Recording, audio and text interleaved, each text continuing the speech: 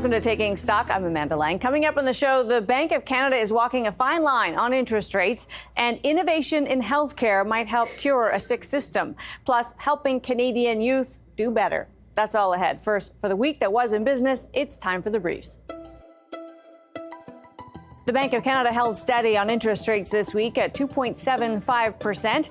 With the economy doing slightly better than expected and inflation running a little stronger, there was expectation the bank would pause in its rate reductions, though most economists think that it will continue to lower rates later this summer. Macklem said the bank is watching the economy closely as it reacts to U.S. tariffs. The longer these tariffs go on, the longer this uncertainty goes on, the more it's going to weigh on the Canadian economy, the more that is going to put downward pressure on inflation, and we will be watching that very carefully. The whole world will see slower growth thanks to the U.S. trade war. The OECD is lowering its growth forecast to 2.9% this year and next, down from 3.3% last year. It's a reduction from its view in March, and it could deteriorate even more if the U.S. continues to impose tariffs on other nations, even as inflation edges higher. The Prime Minister met with provincial premiers this week to talk about the major projects that will be put on the agenda first. The group presented a united front and a list of criteria that would define a project as one of national interest. While the meeting ended without a specific list of targets, that could come as soon as this summer. Tariffs on Canadian steel and aluminum rose to 50% this week, a doubling that came after the U.S. president attended a rally in Pennsylvania where he made the promise. Trump and others are concerned about the presence of cheap foreign steel finding its way into Canada and then the U.S. Wildfires continued this week in Manitoba and Saskatchewan, forcing thousands of evacuations and affecting air quality across those provinces and the U.S. Midwest. Manitoba community of Flin Flon evacuated its 5,000 residents, with a total of almost 17,000 in the province displaced, along with about 8,000 in Saskatchewan and counting. And those are your business briefs. Well, the Bank of Canada may have made a call on interest rates this week, but the market is making its own call on rates that might affect the debt most of us pay. Penelope Graham is Director of Content at Ratehub. Thanks for being with us. Hi, my pleasure. So let's start with the Bank of Canada and the fact that it held. I think we were getting pretty close to consensus that that might be what they do. What's your expectation for where we go? Are you still thinking that we see rates come down further this year? So markets largely expected that we would hold today for the second consecutive time. They had baked in about a 75% likelihood that they would. But looking forward, and we really see this reflected in the language used by the bank in the press release with their announcement today, that they have to move forward cautiously. And there was a lot for them to mull over when determining the outcome of this announcement. Of course, inflation coming in April with that core measure creeping up, GDP also coming in stronger than expected, but highly expected to cool off in the coming months in 2025. So there's a lot of variables that the bank needs to take into account. And overall, it decided today it would keep its powder dry, so to speak, and hold off on adding that stimulus until we see more signs of economic stress. However, it is anticipated that those will emerge, and we'll likely see possibly another 50 basis points of stimulus when that does occur. Of course, one of the things that's notable in the world is the degree of uncertainty is affecting bond markets. And at the end of the day, our mortgages and other debt is priced off of those market rates. They are definitely affected by what the bank does, but there can be a bit of a disconnect. Are we worried that mortgages, for instance, won't come down as much as they might have without this uncertainty in the world? So fixed mortgage rates, which are based off of bond yields, have been largely in a holding pattern since mid-April. Of course, we saw bond yields plummet back in the early days of April after those reciprocal tariff announcements. But then they started to rise unexpectedly and acting in a way that's not quite typical for the bond market. That U.S. Treasury yield, for example, it skyrocketed because investors were becoming wary of U.S.-backed debt and more entrenched expectations that inflation will rise due to tariffs. And of course, we're seeing that reflected in the Government of Canada 5-year yield, which largely underpins the pricing for fixed mortgage rates. So yields in Canada have been largely elevated since mid-April. And until we really see any change there, it's unlikely we're going to see further discounting for fixed mortgage rates in the foreseeable future. So good to have you, Penelope. Appreciate your time. Yeah, my pleasure. Thank you. Penelope Graham is Director of Content at Ratehub.ca. Coming up, a close-up on Canada's healthcare system and some innovation that's making a difference. Stay with us.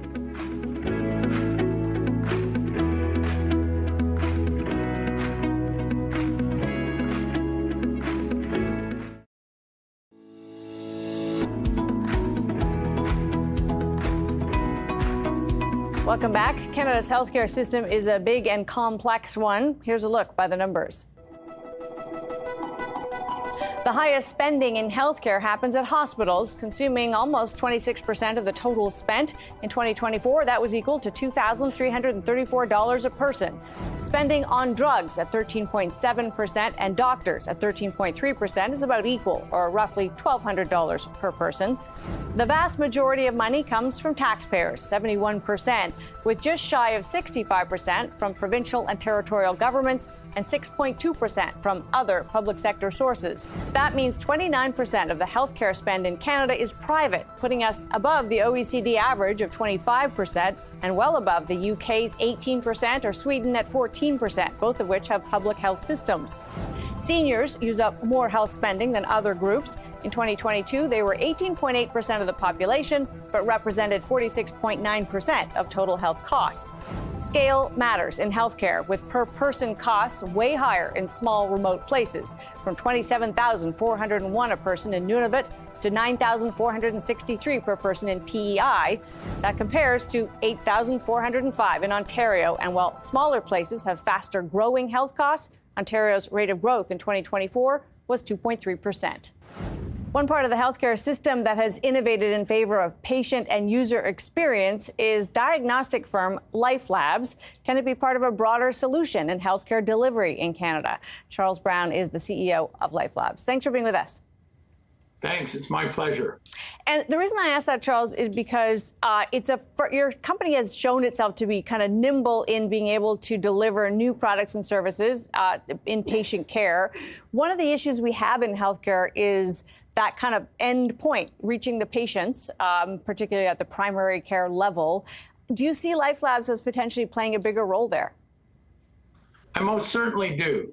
When you talk about innovation, that's really at the forefront of what we do, bringing new tests and diagnostics to market. You know, recently we launched something called sensitivity tropin, which is a test that's used to detect cardiovascular disease.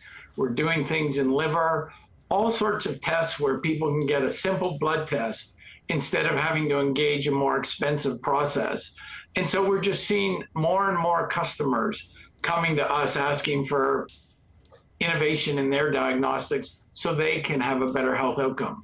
And, you know, of course, for people that aren't kind of familiar with where you fit into the landscape, you are a private company. So arguably, this is a way that the private sector can play a role in the public health system.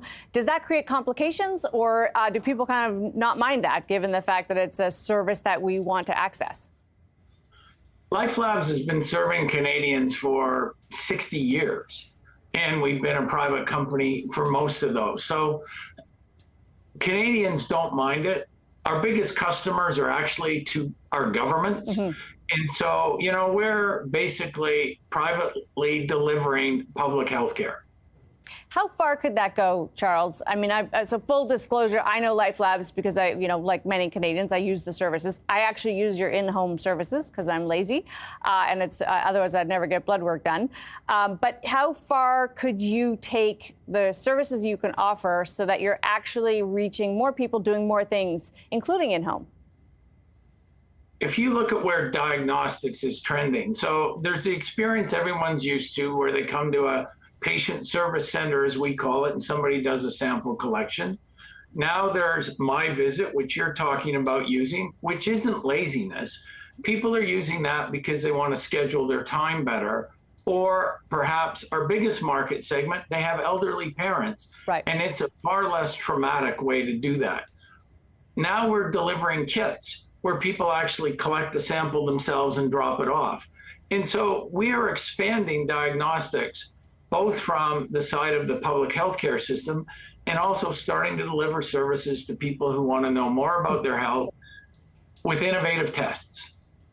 There was some really interesting recent research showing people's willingness to engage with AI instead of a human doctor. I don't know if you saw that, but it struck me as fascinating. We actually just want information, I guess, and we don't really care how we get it, as long as it's accurate. Where does that kind of technology fit into your future?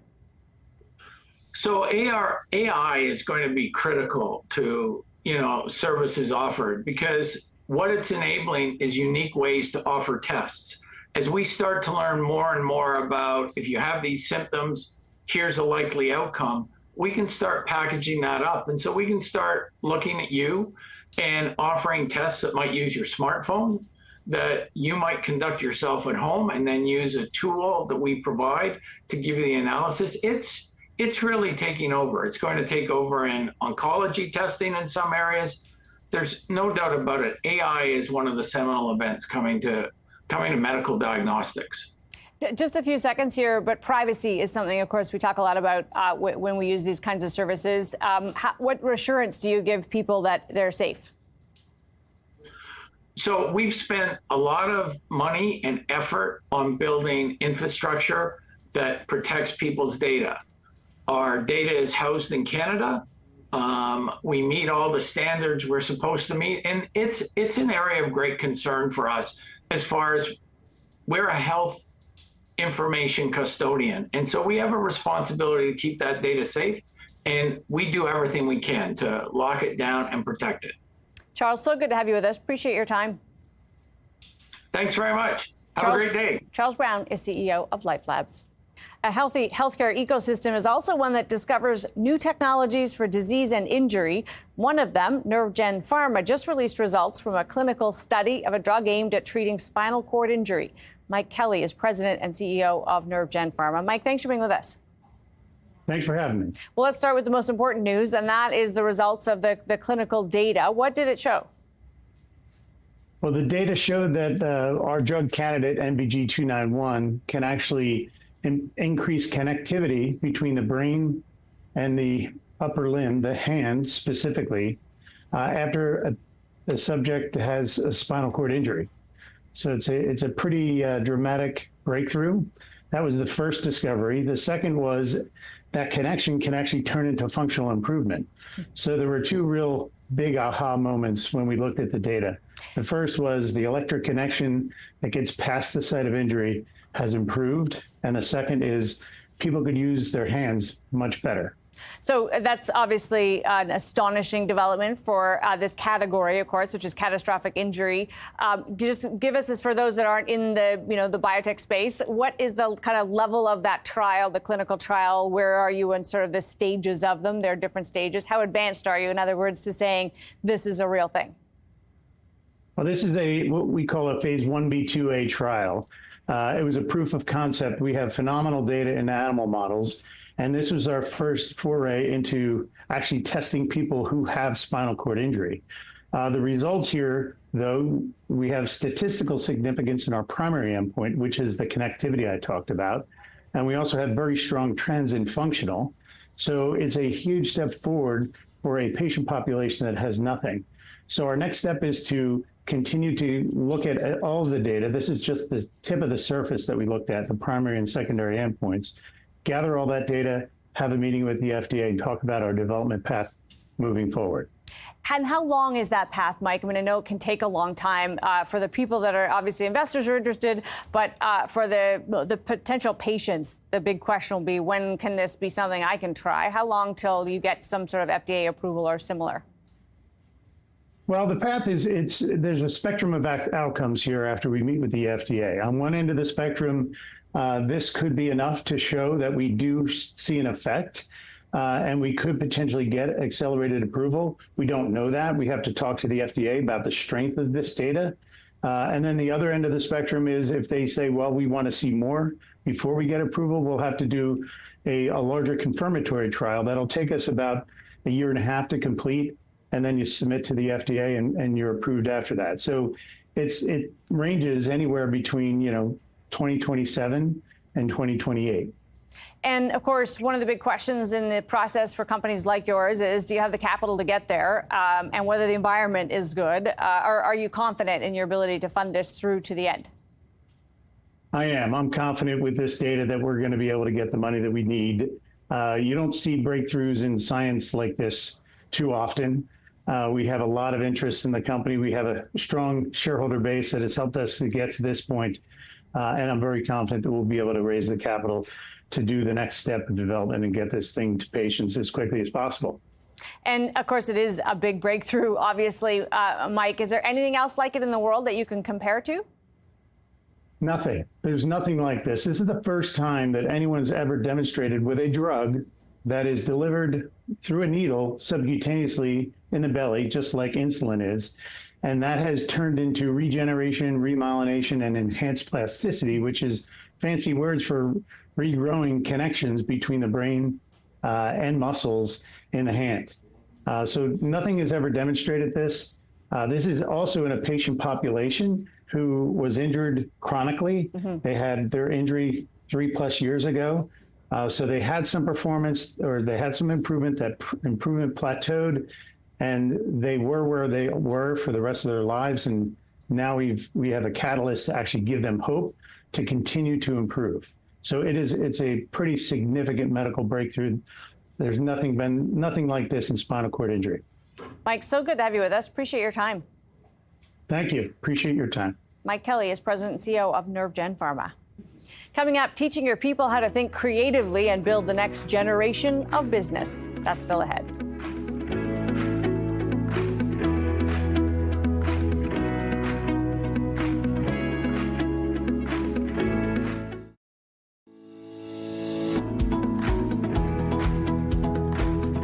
Welcome back. The future of the Canadian economy quite literally lies in the hands of our young people. And one way to get the skills they need is at Shad, a month-long program for high school students every summer that's been running for almost 45 years. Tim Jackson is Shad's CEO. Tim, thanks for being with us. Great. Thanks very much for having me on. So not everyone will be familiar with Shad, although it's been around a long time. In brief, how do you describe it to people when they ask, what is it? Yeah, our flagship program is an experiential learning program for grade 10 and 11 students where they go away from home for the month of July. They live at one of 30 post-secondary universities or polytechs that are partners with us, and they experience university for the month. They get lectures, labs, workshops, and then most important, they work in teams to solve a large problem. And so over the course of the month, they go from this big problem to building essentially a business based on scientific or engineering principles. So it's hands-on learning and opening students' eyes to what's possible. How much of this is about preparing students for the jobs that are coming? And to that end, how much is it changing in terms of what lies ahead of them? Yeah, so a lot of this is about preparing students for the future. So we are big believers in that if Canada wants to deal with its productivity challenges, we need to invest in young people. It's the best asset and best resource we have. And so for us, it's about opening their eyes to what's possible. It's about making them lifelong learners.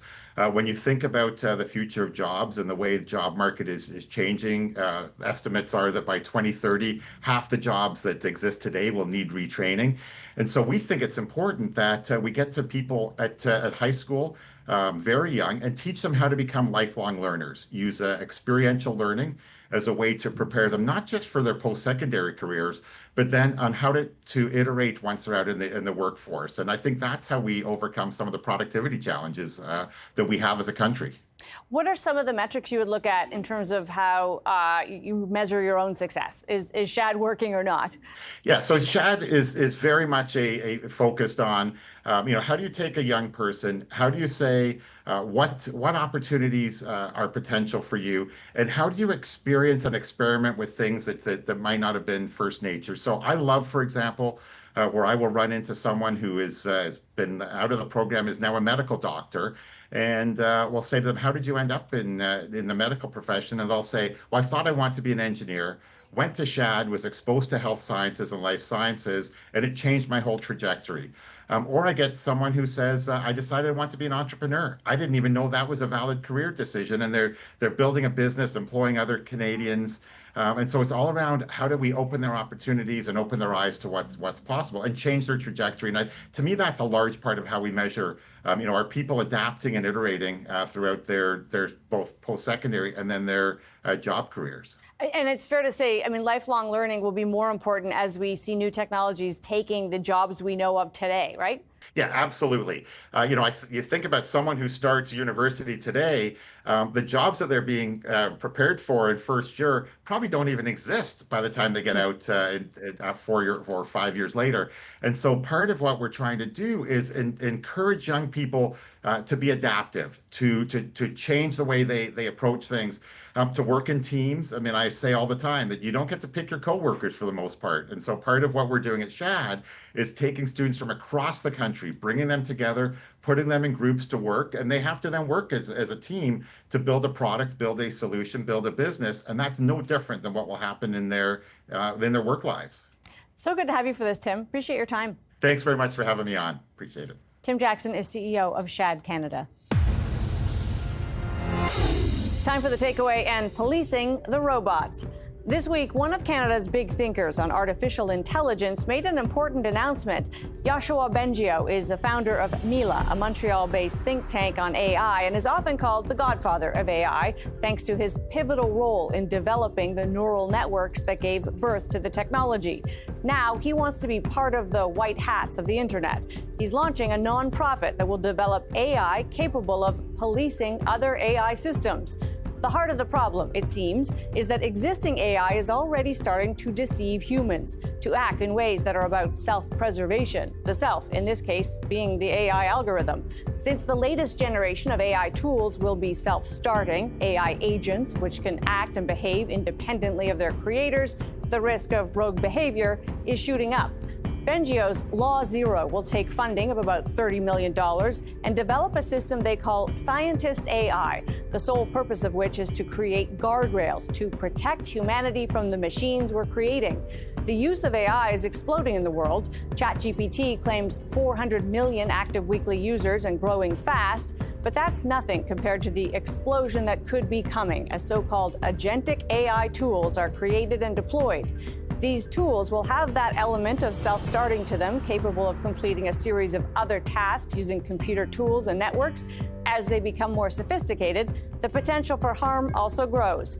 It's a wake-up call for all of us when one of the people who understands this technology best is sounding the alarm, and perhaps grounds for optimism that he also believes the technology itself can be the solution. Either way, it's high time citizens and their governments took notice of how this technology is rolling out. AI can be both an incredibly powerful tool for good, solving complex problems that have eluded the human brain, but it can also be a tool that in the wrong hands can be abused. And of course, an algorithm that theoretically at least could outsmart us altogether and begin to make decisions for itself. My takeaway? It's time to stop letting artificial intelligence happen to us and take control of how it's deployed. It may be moving fast, but for now at least, it is still in human control. That's Taking Stock for this week. I'm Amanda Lang. Thanks for being with us.